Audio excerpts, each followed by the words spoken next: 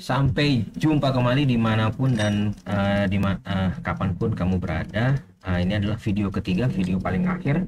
Dan saya sebenarnya di video ini hanya akan memberikan beberapa contoh-contoh tentang bahasa ya, sebagai kita bisa lihat bagaimana bahasa juga turut serta dalam membentuk kebenaran, dan kebenaran itu adalah dari ilmu pengetahuan, dan ilmu pengetahuan itu adalah berasal dari pengalaman yang kita lihat sehari-hari melalui mata, hidung dan sebagainya. Nah, salah satu karya yang menggambarkan semiotika adalah Umberto Eco. Ini adalah filmnya, kamu bisa nonton. Itu film yang ditonton oleh almarhum Sean Connery. Dia membintangi film ini, dan itu filmnya keren banget, kamu harus tonton.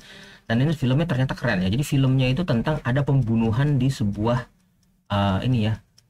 tempat, ini namanya monasteri ya. Jadi monasteri itu adalah tempat orang-orang mengemban ilmu ya, para monk ini.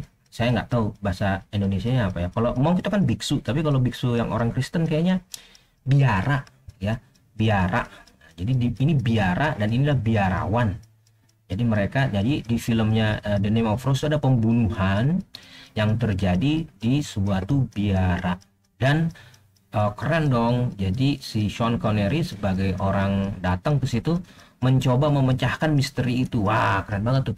Jadi semua itu tanda-tanda atau jejak-jejak yang dilakukan oleh pembunuhnya itu ya, jadi mereka mau mau mencari sebenarnya ada apa nih di biara itu, kok banyak pembunuhan gitu ya. Jadi ini film yang sekarang adaptasi yang paling terbaru. Nah, ini film yang luar biasa ya. Jadi In the Name of Rose itu dibuat tahun 1886, cerita bagaimana Sean Connery datang ke biara untuk menemukan pembunuhan, untuk mencari siapa pembunuh dari para biara-biara itu. Jadi pembiara itu mati satu sama satu dan dia bermain sebagai detektif. Wah, keren banget. Jadi dia mencari bukti-bukti, dan bukti-bukti itu berupa petunjuk-petunjuk ya. Jadi keren banget. Jadi ini semiotik banget nih Umberto Eco. Jadi bagaimana dia mencari bukti-bukti yang mana itu adalah suatu pemahaman yang di dalam biara, dan dia menemukan pembunuh dari biara-biara itu di biarawan. Nah, ini contohnya ya. Ini kan contoh semiotika ya. Jadi adik saya waktu kecil, waktu umurnya nggak sampai 1 tahun ya, masih umurnya masih 9 bulan, saya ajak jalan-jalan ke suatu tempat yang mana dia melihat Kijang Rover kayak gini. Cuman Kijang Rovernya, terus dia menyebutnya ayah katanya. Dia menunjuk mobil ini ayah. Dan saya bilang, oh iya, karena ayah saya ya, bapak kami memiliki mobil yang sama persis dengan mobil ini. Dan maksud adik saya itu adalah ini mobil gitu, ini mobilnya ayah mungkin, atau ini ayah gitu. Jadi ayah kami sangat suka dengan mobil ini. Jadi adik saya yang masih 9 tahun menyebut benda ini ayah gitu.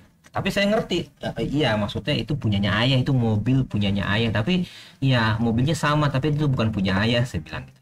Ya tapi tidak apa-apa ya, namanya juga anak kecil. Dan dia mencoba mengambil suatu, dia membuat tanda, karena yang dia ingat adalah mobil ini yang nyetir ayah gitu.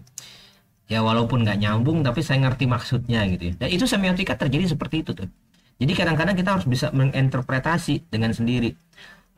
Kadang-kadang kalau orang lain, mungkin kalau ada adik saya dipegang sama orang lain dan adik saya ngomong ayah, mungkin orang lain itu nggak ngerti maksudnya apa gitu ya. Ya itu adalah bagian dari bagaimana pemaknaan terjadi. Nah, ini adalah contoh bagaimana salahnya. Jadi suku Eskimo ya, suku Eskimo ini adalah suku yang tinggal di kawasan dingin ya, di Alaska, itu yang di Kanada ya, Kanada, dan dia ternyata punya sekitar puluhan, menurut berita sih ada 50 kata untuk menggambarkan es yang berbeda-beda. Sekarang kita lihat ya. Talman, snow yang dijual ke orang Jerman. Waduh, banyak banget nih. Talalam, Katiana. Katiana itu adalah salju yang turun di malam hari. Cilintro, salju yang menguap. Wah, dan banyak lagi nih. Krotla, Sortamotlas, ya, salju yang di mulut itu motlah, salju yang di di selatan itu south lah.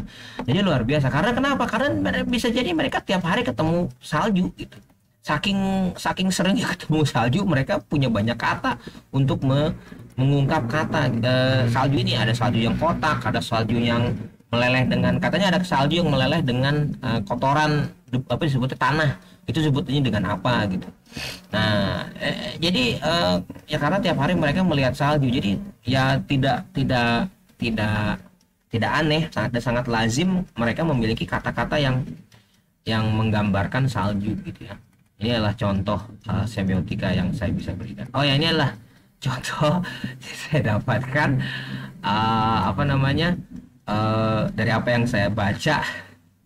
Ini adalah dialog dengan jin muslim. Saya udah dialog, udah saya download. Nah, ini di halaman 19 kita lihat bahasa bahasa dari segi bahasa. Jadi jin itu terdiri atas dua kata, jim sama nun. Dan ternyata bahasa Arab itu memiliki banyak makna dengan jin. Salah satunya adalah, ya ini jin sama nun, janin, artinya sesuatu yang di dalam perut ibu dan nggak bisa kelihatan, dan kita masih tersembunyi ajinat dalam perut ibu. Juna al-lail artinya kegelapan, ya bisa jadi.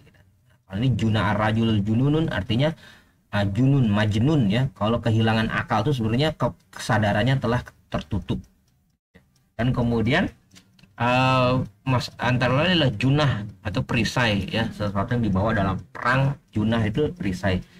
Utsman bin Abi al-Ash mengatakan puasa itu junah, jadi perisai seperti kalian dalam peperangan gitu ya.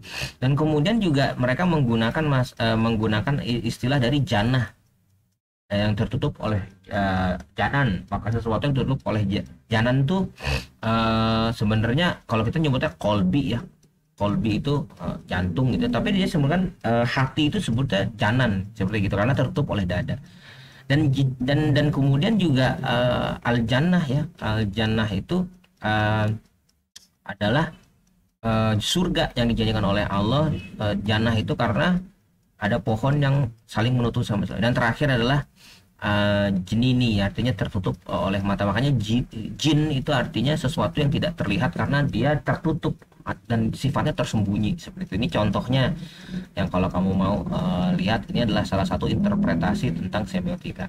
Dan terakhir adalah orang-orang Dayak di Amerika. Jadi orang-orang Dayak di Amerika itu ketika orang-orang Spanyol datang ke sana dan bertanya siapa pemilik atau siapa penguasa yang memiliki tanah ini, ternyata mereka nggak paham dengan kata memilik atau ownership ya, kepemilikan. Mereka tuh nggak paham kepemilikan. Menurut mereka kepemilikan tuh tidak ada.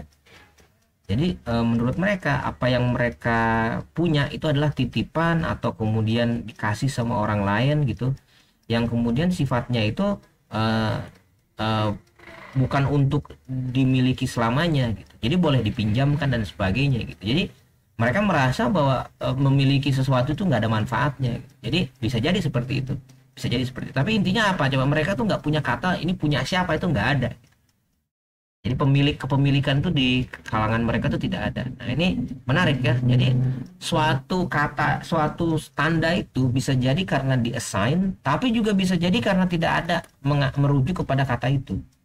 Jadi ini adalah bagaimana kita bisa memahami berbagai khazanah dalam ilmu pengetahuan dan yang kita ketahui dari itu ya, dari bahasa gitu. Nah, yang sekarang kita tahu adalah bahwa semua tanda itu mudah dicari dan mudah dengar, diketahui maknanya, dan itu adalah natural sign. Sedangkan sign yang di understood ya, kalau yang lawannya dari tanda alam, itulah sesuatu yang memang berbeda-beda maknanya dan sebenarnya seharusnya membuat orang paham ya. Given sign itu seharusnya membuat orang paham. Namun demikian dalam prosesnya mengalami kompleksitas karena memang itu merujuk kepada suatu sejarah dan bagaimana makna itu berubah dari zaman ke zaman. Nah, menurut saya ini adalah yang harus kita pahami, apa sih sebenarnya yang kita mulai memahami tentang keadaan sekitar ya. Jadi keadaan sekitar itu dilihat dari tanda-tanda gitu ya. Kalau misalkan udah begini sepertinya sih harus begitu gitu ya. Jam juga tanda waktu. Kalau ini harus ngapain dan sebagainya, ini udah jam 6 waktunya ngapain. Nah itu adalah bagaimana kita memaknai situasi ya.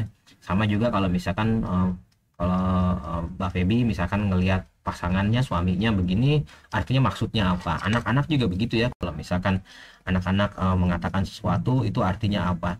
Dan ini adalah bagaimana kita bisa membandingkan ini dengan pengetahuan kita sehari-hari ya. Jadi pengetahuan kita sehari-hari itu adalah dibentuk dari apa yang kita lihat, dan itu adalah pemahaman kita tentang lingkungan sekitar. Dan menurut saya apa yang dipahami oleh lingkungan sekitar itu lebih penting daripada segala-galanya, karena itulah kebenaran yang kita lihat dan kita yakini.